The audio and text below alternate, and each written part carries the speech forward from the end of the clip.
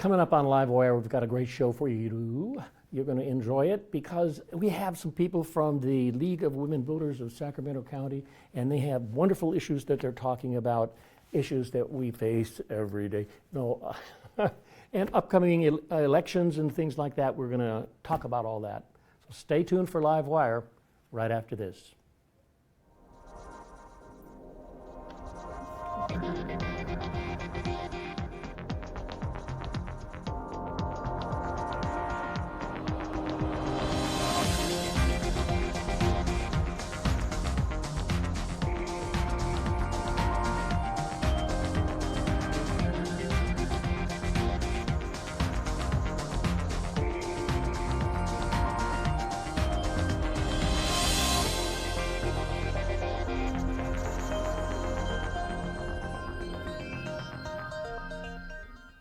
The League of Women Voters is an organization that has been long serving America.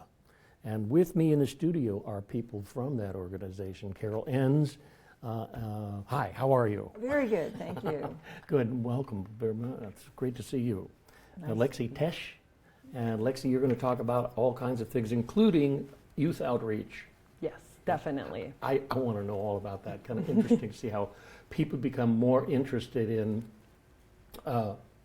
voting and what democracy is all about. And I can remember my father saying, "You're going to learn this stuff. You're going to go out there. You're going to march around. You're going to do all." "Daddy, I don't want to do it." I did it. And Lexi, and thank you very much for coming. And Nolise. Yes. And Nolise will be talking with you as well about some of the great stuff you guys are doing. Absolutely. Okay.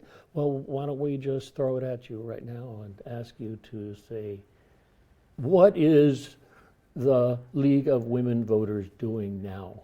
And it's for Sacramento County, right? That's your. That's correct. Yeah, there are leagues all throughout the United States, and then there is the League for California, and we're different. So we're in Sacramento, but we're the county. Mm-hmm. And the leagues all work under the umbrella of the National League.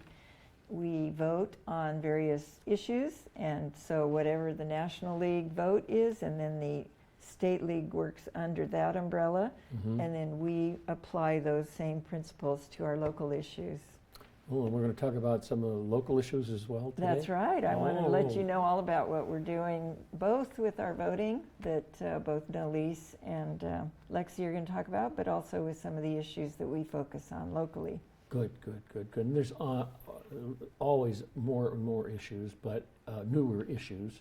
But you have these old issues that stay with the organization and drive it forward, right? Well, housing is a long-term issue. Yes, housing is Criminal justice issues come up throughout many years. Mm-hmm. And then, of course, perhaps the most recent one is climate change. Climate change, of Yeah, course. so we've been working in that area as well. Good. Well, where would you like to go now?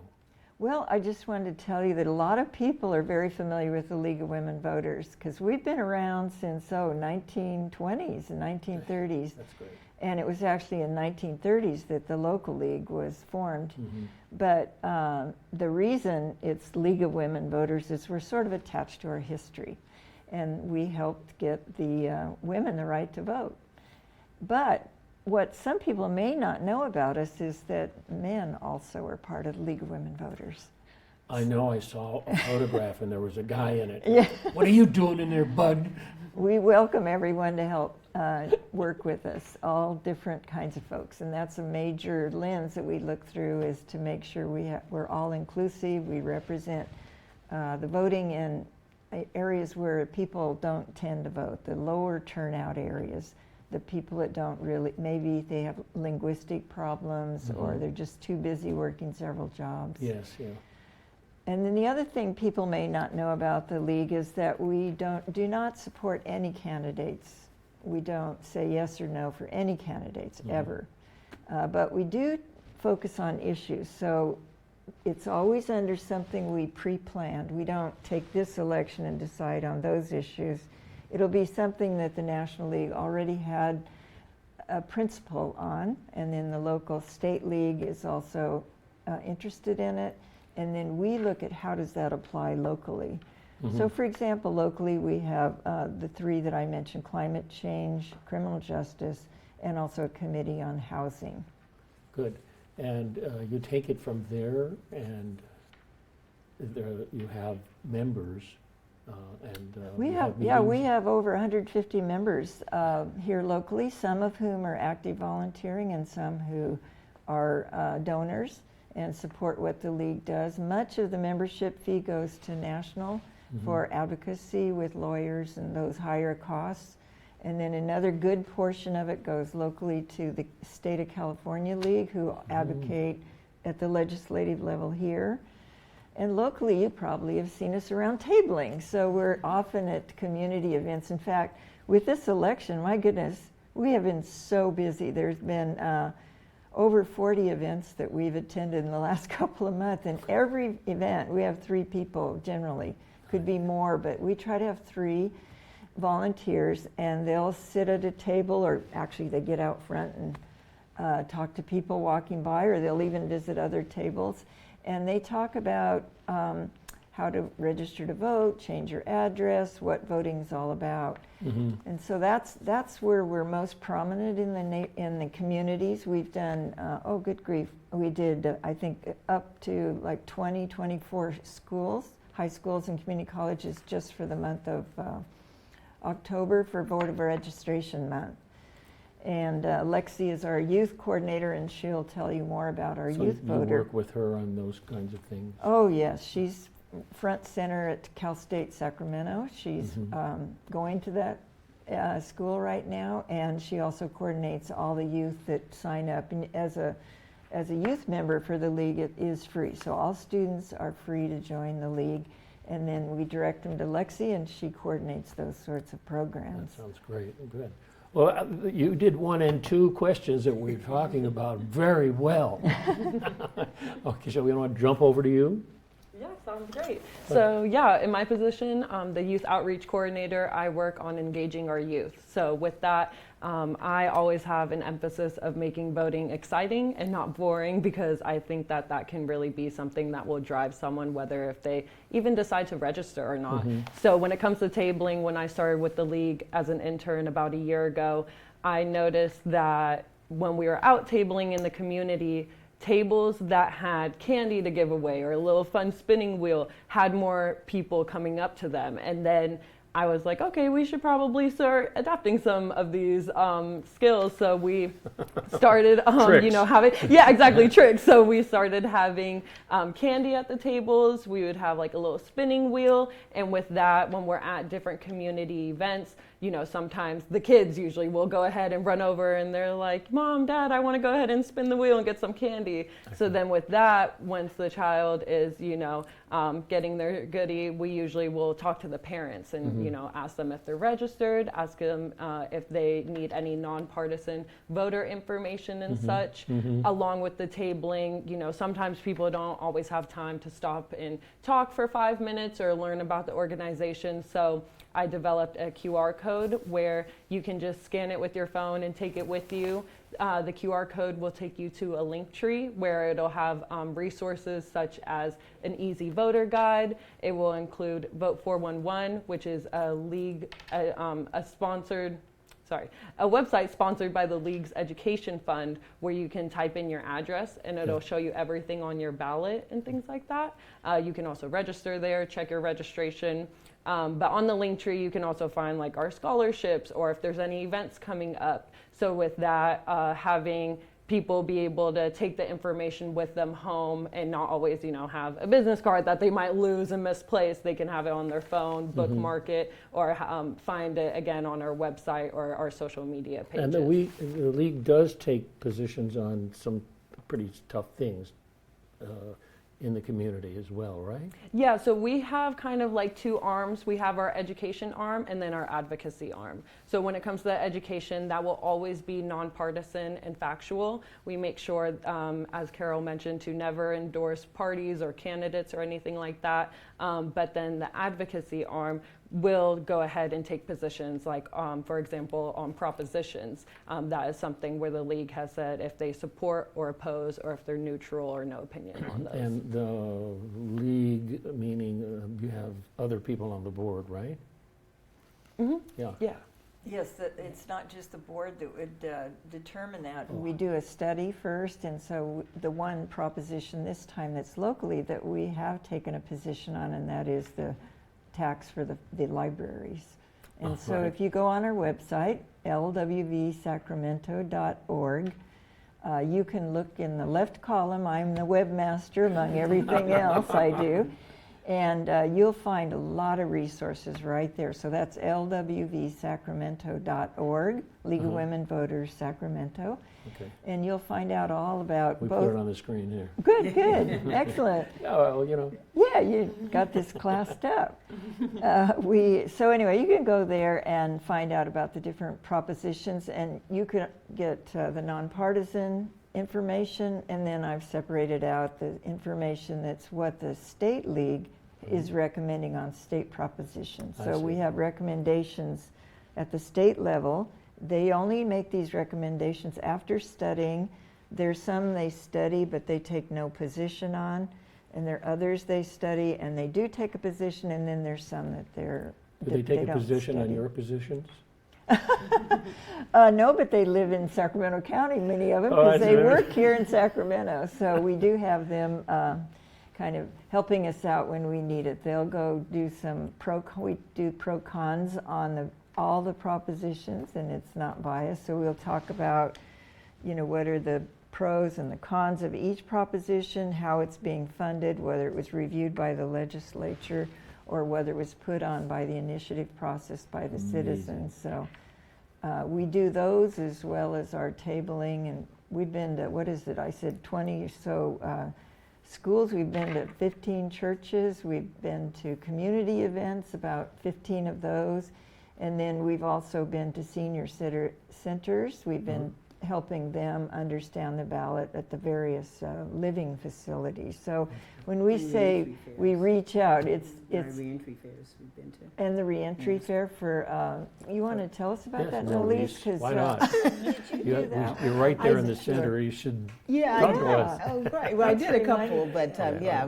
when Carol was mentioning where we go, going to the reentry fairs is really important to us because it's about ensuring that we can educate and provide awareness for individuals who have been incarcerated, are detained in our local jails, have the rights and access to vote.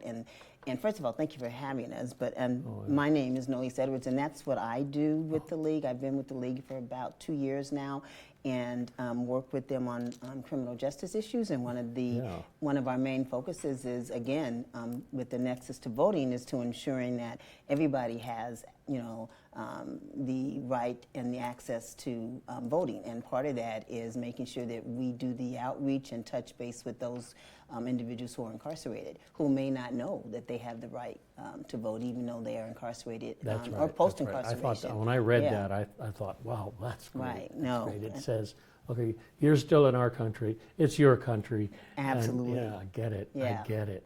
Yeah, and so so that's one of the projects that I work on with a couple of other individuals within the League to enhance voting access, awareness, and education within the jail system, and for individuals that are post-incarcerated. That's really great. It's really great. I used to work for the California Arts Council. We had a program not in the jails per se, but I think in the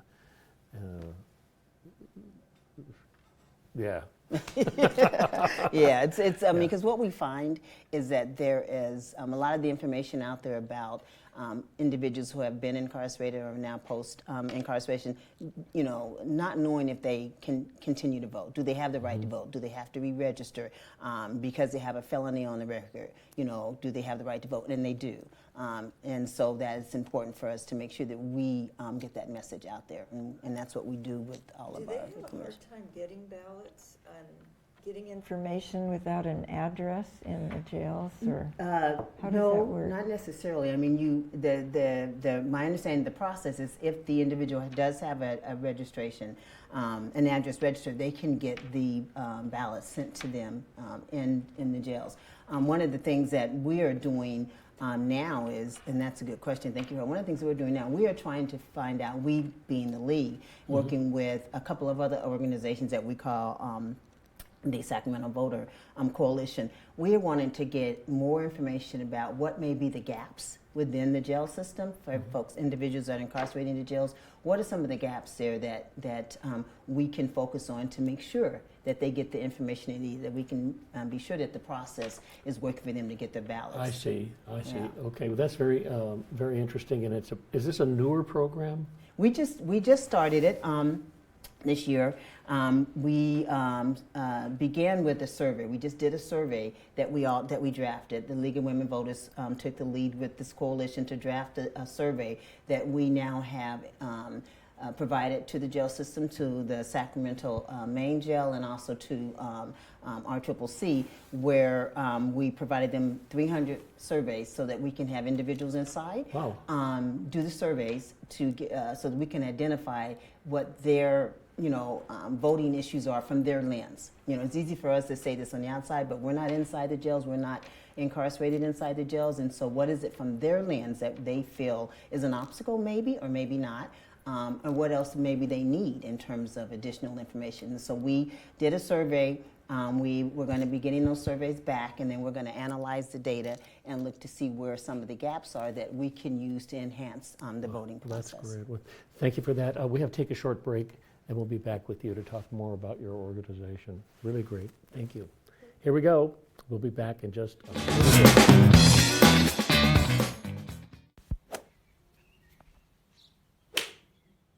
Don't flush wipes down the drain. Don't you know they clog the sewers? But the package of wipes says flushable, right here.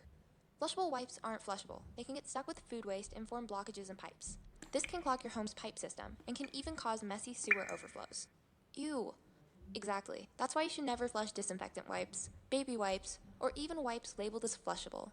Trash the wipes, not the pipes, and learn more at www.sacsewer.com.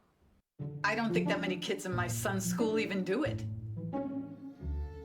He makes fun of his friend who vapes. He would never try it. She's into soccer. She's on the honor roll. She's just not the type.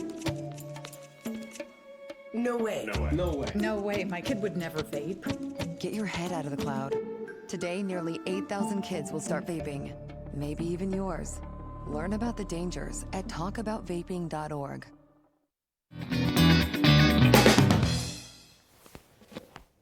We're back with LiveWire. Thank you so much. Right now, we are talking with the ladies from the League of Women Voters. How do you say that? Of Sacramento County. Here we are. It's a mouthful. Yeah, it sure is. And we were talking about each one of the program areas that you've been talking about. And the one I really enjoy, really see that we could talk a little bit more about is this, what we just brought up. Yeah, when it comes to getting youth involved, I think that with this election, a lot of people are focusing on the national election. And so something that we've been focusing on is letting youth know that on their ballot is not just going to be who they're voting for president. It will also be who they want to vote for mayor or city officials, and then also propositions or local measures. So something that, I've been trying to, relate to youth. I'm like, one of the propositions relates to $18 minimum wage. That's something that usually will get them interested right away. Oh, wait, yes. Yeah, exactly. So, when it comes to engaging youth and grabbing their interest, I think it's important to relate it to their day-to-day life. Who they're voting for in local elections is going to decide if potholes get filled in certain parts in the city or where money's going and directed to. So, I see. And Carol, this kind of work as you're moving in that direction, do you have people who are from other organizations saying that's all wrong, you better stop it? What's all wrong? What's all wrong? The way you're moving in terms of supporting some issue, Well, we political don't. issue. It's not. People. We're since we're nonpartisan and we're trying to encourage access to voting. And in California, the access is just fabulous. There's so many ways that you can vote, and Lexi could add a few details about how the many ways you can actually vote. So, you know, I have had some phone calls, and by the way, if anybody wants to contact us, they can, Yes. I'll give an email address, which is info@lwvsacramento.org. They also have on the screen, right, your Phone number? yeah, And no, if- not your phone number. Okay. We have a phone number as well, so if I don't want to make it wrong. So Oh, you it's- can if you I think want. it's 916-447-8683, but I'm that's not positive. League so of Women Voters. If I got on my computer, though. if you it's go really onto our tough to run website, it. yeah, lwvsacramento.org, it's all there at the bottom. We're on Twitter, we're on, no, we're not on Twitter anymore when it changed to X, but we're on Instagram, and you could talk about some of those, TikTok and Facebook, and what did I leave out? Yeah, Facebook and Instagram are the main two that we're focusing on right now. TikTok can be hard LinkedIn. with the Facebook. Oh yeah, also, LinkedIn. That's a new one. Yeah. We're finally on LinkedIn as an organization to reach some of the professionals, and they may want to collaborate with us to get the vote out. And we often do have, as Nolise mentioned, we have partners in the community Right. that we'll team up with, and Right. McGeorge We Law School, partnered for with, example. Organizations like NCNW, National Council for Negro Women. We also, like to link, just because, you know, our mission and our goal is to get out the information about voting and the right to vote, the access to vote, you know, how to vote, where to vote, you know, what information you need to vote, and so we try and link, you know, which is why we go to the schools, you know, so we can get the young people out and get them acclimated to voting. And again, you know, one of the If you're focus successful, how do you rate it? I mean, how do you find out if you're in terms actually- of. Well, you know, I think education is key. I mean, the more you educate, the more you outreach. And, you know, if we get one person to 10 people voting, like when we go to our voter out, you know, we're doing our voter drives, we maybe only get 2 or 3 people, you know, Yes. when we're doing the reentry fairs. But to us, that's a success That's a because success. they didn't know they could vote prior to that, and we've been able to get them to vote. Oh, I have to use a phrase that Lexi shared with me the other day, and that is, we are boots on the ground. That's right. Boots on the ground. That's Good. campaign. We Yes, go campaign to talk. Yeah. local community events, Right. and we help people register vote. And as Nolise said, it may be 2 or 3 people, but the visibility of the league is Right. what's important. Have a you know, local community, as I said, in low voter turnout areas, and we can judge our success by how many people turn out to vote. That's right. Yeah. And we look absolutely. at by zip codes to get an idea of that success. And then also on some of the websites that you'll find at lwvsacramento.org, you'll find that we also have helped get the information on those websites. So we asked local candidates 3 questions, and then their answers to those questions get transferred to Vote 411. Yeah, So you want to mention something about that? Yeah, I was going to say a common slogan that we share is making democracy work. So, you know, there's different ways of doing that, whether it is we're in the community on the ground doing table voter registration, if we're in schools, pre-registering students or registering them, running mock elections, or if we are providing information online too. You know, we want to hit every area. And so with Vote 411, they can type in their address, see what's on it, and register to vote there, as I had mentioned before. And the easy voter guides, people can read the propositions in simple form too. So This yeah. is great. I wanted to ask you about your families. I mean, you're politicians here, right? And Lexi has some good stories about her nieces and nephews. there's our auntie who is a Yes, yes. Oh. Exactly. Is that what happened? You know, my family, I was the the charger pound on the doors. How are you? I'm Gray Tatter from the, you know, and so are you. And so how does your family react to that? Well, every election year I'm getting texts and emails, calls. Lexi, who do we vote for? Lexi, where do I find information and stuff? And, I always say, here's the information. If you want to talk about what I'm voting for, I'll let you know. But I always try to, have people, form their own opinions with the information that we can provide. And yeah, I have a 16-year-old nephew and a 13-year-old niece where we often talk about politics and government. Just because they're not of voting age doesn't mean that they don't have opinions and aren't affected by what's voted on. Right. Absolutely. Yeah. Okay, so we have something on the screen there. Oh, it's about voters. Oh, I believe that was My Voter Portal. So yeah, on the league's website, you can also find My Voter Portal. It's run by the County Registrar's Office. And on there, you can find your registration history. You can register to vote. You can actually view your ballot status. You can look at my history? And stuff.